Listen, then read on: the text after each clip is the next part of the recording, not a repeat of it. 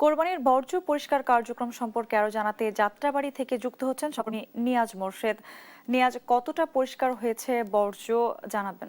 বর্জ্য অপসারণের যে বিষয় সিটি কর্পোরেশন যেসব সিদ্ধান্ত নিয়েছিল যে আপনার কোরবানির পশু কোরবানি করার পরে যে 6 ঘন্টার মধ্যে তারা আপনার বর্জ্য অপসারণ করে ফেলবেন এবং সেই সাথে হাটের বর্জ্যগুলো আরও 12 ঘন্টার মধ্যে অপসারণ করবেন, এমনটি তারা প্রতিশ্রুতি দিয়েছিলেন। তবে সেই প্রতিশ্রুতির আসলে সফলতা আমরা দেখতে পাইনি। আমরা এখনো আপনি দেখতে পাচ্ছেন যে এটি হলো ধোলাইখাল হাট এবং ধোলাইখাল হাটের পরে যে সব আপনার যে পরিমাণ গরুগুলো রাস্তার পাশে বসা ছিল বিক্রি করার জন্য, সেই গরুগুলো যে বর্জ্য সেগুলো কিন্তু এখনো এখানে উপস্থিত আছে এবং সেটি কিন্তু এখন পর্যন্ত পরিষ্কার করা হয়নি। এবং এখানকার যারা স্থানীয় জনগণ আছে তাদের সাথে আমরা কথা বলেছি, তারা বলেছেন যে গেলবার ঠিক ঈদের পরদিনের মধ্যেই পুরোপুরি একেবারেই বর্জ্য অপসারণ করে ফেলছিল। তবে এবারে খুব ধীরগতি এবং গতকালকে শুধুমাত্র একটি সিটি কর্পোরেশনের গাড়ি এসেছিল যেটি রাস্তার ওই পারটায় ঠিক আপনার পরিষ্কার করেছিল। তবে এবার এখন পর্যন্ত আসলে সিটি কর্পোরেশনের পক্ষ থেকে তারা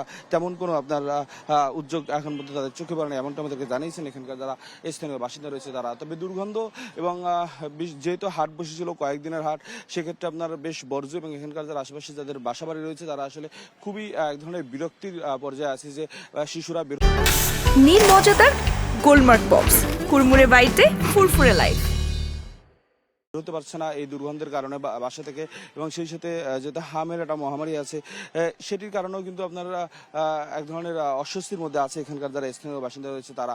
এবং যদি একটু বলি যে সিটি কর্পোরেশনের পক্ষ থেকে যে ধরনের আসলে দ্রুতগতিতে বর্জ্য অপসারণের ব্যবস্থা নেওয়ার কথা রয়েছে সেটি কিন্তু আমাদের চোখেও পড়েনি। এবং আমরা এখানে এসেছি, আসার পরে আমরা দেখতে পাচ্ছি যে আসলে রাস্তার এক পাশে শুধুমাত্র কয়েকজন লোক পরিষ্কার করতেছে। তবে দুই পাশ থেকে যে আসলে যে ধরনের এটি হাট ছিল গরুর হাট, এবং সেই গরুর হাটে যে আসলে যে ধরনের পরিচ্ছন্নতা কর্মীদের ব্যাপকতা থাকার কথা ছিল সেটি আমাদের চোখে পড়েনি। এবং আমরা এখনো পর্যন্ত দেখছি আসলে এই জায়গাটিতে এখনো পর্যন্ত কোনো সিটি কর্পোরেশনের লোক এখানে এসে পৌঁছায়নি। যদিও সিটি কর্পোরেশন থেকে কিন্তু বারবার বলা হচ্ছে তারা কুরবানির বর্জ্য ঠিক কুরবানির হাটের যে বর্জ্য রয়েছে সেটি কিন্তু 12 ঘন্টার মধ্যে পরিষ্কার করে ফেলবে। এছাড়া যারা কোরবানি দিয়েছে তাদের যে আপনার বর্জ্যটি সেটি আসলে 6 ঘন্টার মধ্যে পরিষ্কার করবে।